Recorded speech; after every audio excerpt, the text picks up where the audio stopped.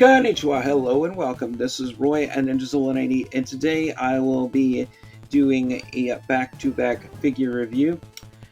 So this is going to be a two-parter on the S.H.MonsterArts Godzilla vs. Biollante Godzilla 1989, and of course the S.H.MonsterArts Godzilla vs. Biollante Godzilla 1989 San Diego Comic-Con event exclusive version. And no, I have never even been to a San Diego Comic-Con, and yeah, I'm going to tell you how I acquired this one later. So I'm going to start by reviewing this one, and this one will be on part 2, so you can catch that one later. So with that said, let's get started.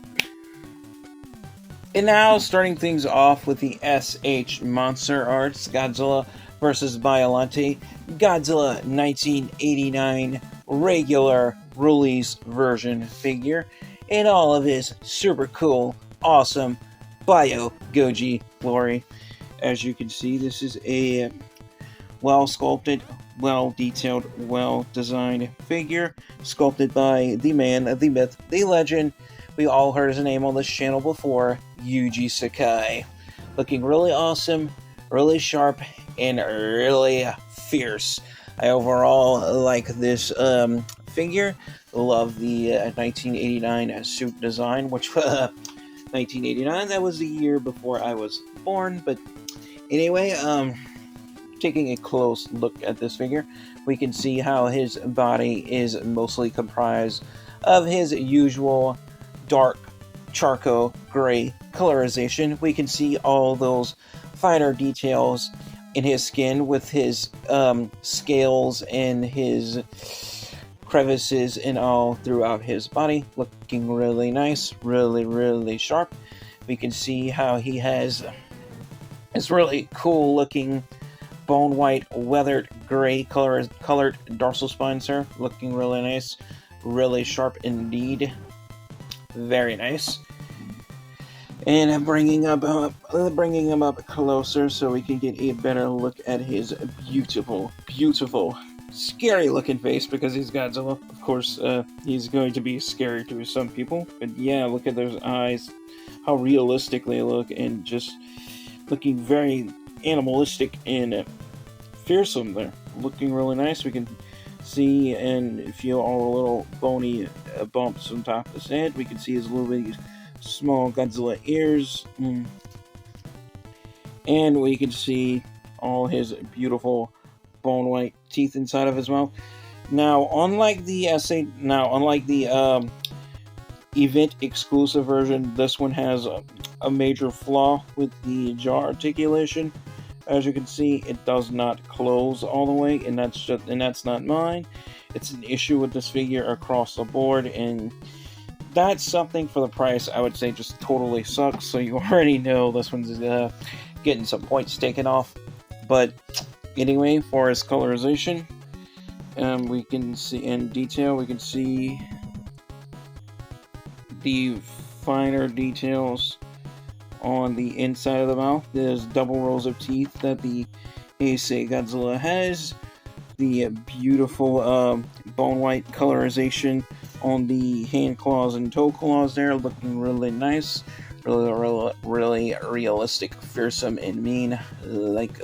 Really like this figure a lot. Articulation, the head can look up about that far. We can look down about that far. We can turn that far right, that far right. We can turn that far left.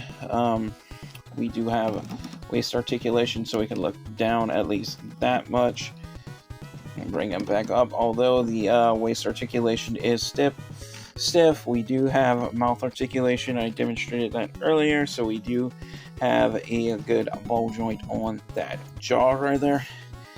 The shoulders are on ball joints, so we can rotate them all the way around a full 360 until they pop off. So let me put that back. Same is true with the other side, all the way around a full 360. Let me try that. Yeah, that's one of the reasons why I'm on the fence with collecting S.H.MonsterArts figures any further by this point. But Anyway, moving right along, we have a bicep swivel here, so we can swivel that bicep all the way around a full 360, and we can bend that elbow forward and back. Same is true with the other arm, so we can, yeah,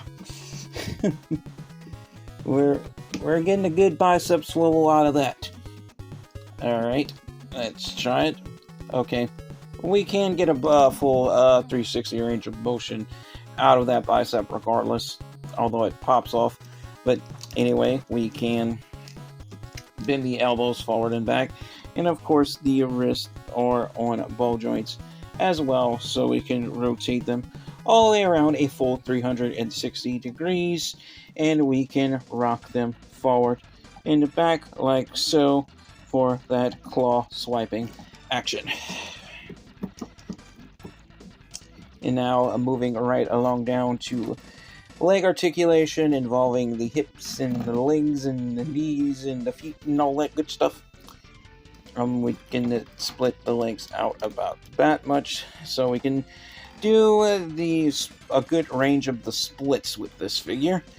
Let's see if we can reach forward and kind of do those leg stretches. Not necessarily due to the sculpt, but as you can see, we do get a good range of articulation in those hips when it goes to doing the splits. Although when we're trying to move them forward, we can only kick forward about that much and then back down. But this one, same is true with the other. Whoop! Nope, we can go full 360. See, I think we're just, yeah. It's let me see. No, we got it. We got it. We got it. We can move a full 360. It was just hindered by these hip sleeve pieces right here. That's all. But I got it. We can rotate those hips a full 360, which is good, but we do have to finagle with these sleeve pieces right here. So that's kind of a pain, but it is what it is. And we do have a good double hinge joint in the knees, so we can bend those knees forward and back. Same is true with the other side, so we do have symmetrical articulation there. The ankles, the feet are on a ball joint, so we can rotate them a full well, not exactly. Okay. Alright, I got it.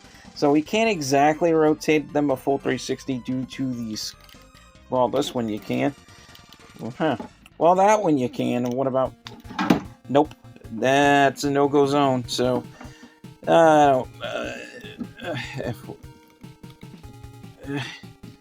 okay. So, obviously, the articulation in the feet with this one is not exactly symmetrical. So we can rotate the right foot, because that's how it's labeled, from back to front. But we cannot fully rotate the left for some reason, because it's hindered by the sculpt. So that's, yeah, that's just going to keep popping off. So let me get this foot back on. We don't have time to continue to play Biollante footsies here, so I'm gonna have to move on to the tail. So now we're getting into tail articulation. Yeah, we're getting tired of playing footsies with you, so we're going to the tail. So now that we are at the tail of this figure, the tail on this figure I would say is fairly satisfying, although I feel it's a bit stiff. But I still think it's good. This was my very first S.H.MonsterArts Heisei Godzilla, so yeah, and a lot of people say this one had a stiff tail, so it is kind of stiff, so we can't really get a good, curve out of it. As you just witnessed, we try to curve that tail, and we is butt popped off, technically. But anyway, we can move it at least that much, and we can move it about that much. and we can bring it up about that much. We can kind of do a vertical S-curve like that if we want to. We can bring it back down. Can we do a flat S-curve? Sort of. Can we do it the opposite way? Yeah.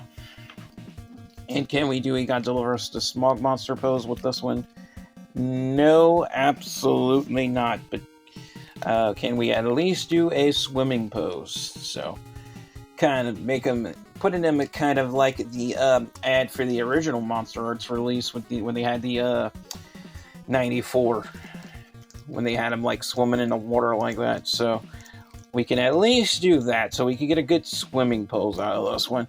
Although his head is, yeah, kind of pointed down because we can't get it like, we can't put it like any straighter than that. But that's the best I can get it in a swimming pose. But it's still good articulation nonetheless. But yeah, if we do try to move the head up any further, as you can see, it's just gonna pop off. But we can pop it back on just as easily. As you can see, I really do like this figure, but like I said, it's unfortunate that these figures have the quality control issues that they do for the price, and that's one of the reasons why. Yeah, I'm on the fence with buying any more Monster Arts or SH figures right now in general, so I'm just going to be collecting other figures from other brands and other franchises right now instead, so I hope that's understandable. So with that said, it is now time for me to get into my final verdict. And now for my final verdict on the S.H.MonsterArts Godzilla vs. Biollante Godzilla 1989 figure here. If I have to give him a final score based on detail, articulation, and playability, I have to give him a drum roll, please. And this is going to be a tough one. I don't want to get it too high of a score, but I don't want to really score it too low either.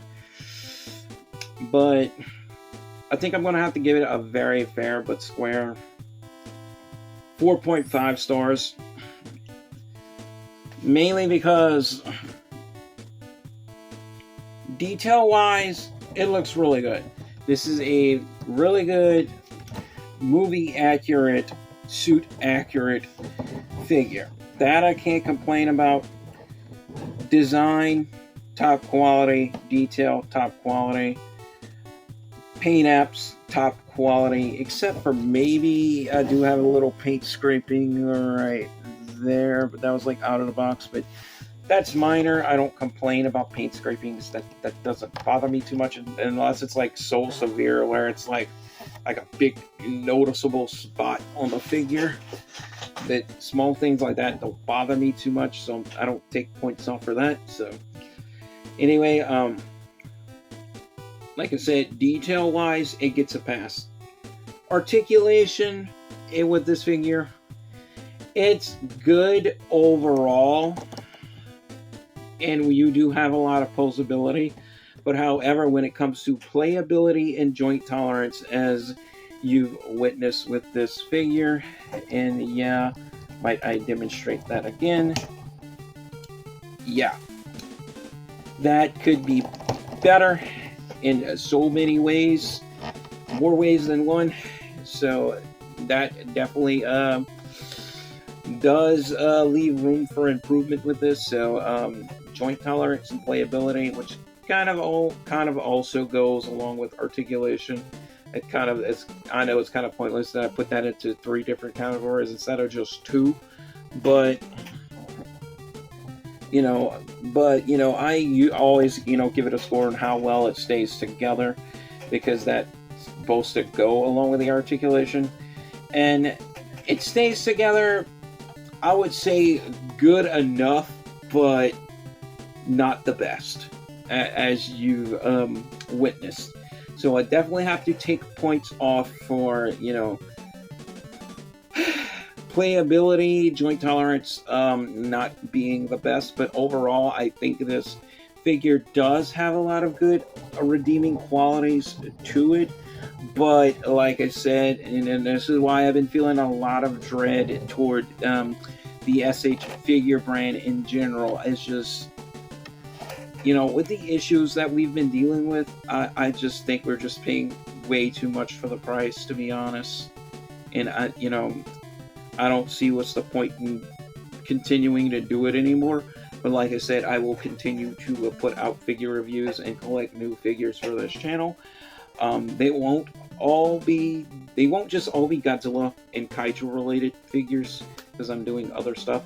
Matter of fact, I'm planning on doing some really cool Super 7 Biomorphic Power Rangers stuff. I've been eyeing from Big Bad Toy Store, and it's part of some bundle deals they have right now that is way too freaking sweet to pass up. So I might just take them up on that offer. But anyway, guys, I hope you've enjoyed this review, and I will be putting out part 2 with the San Diego Comic-Con event exclusive version of this figure very soon. Well, actually, up next anyway. But anyway, guys, if you do like these videos, definitely like and subscribe if you haven't already. And as always, take care, stay safe, God bless, and peace out.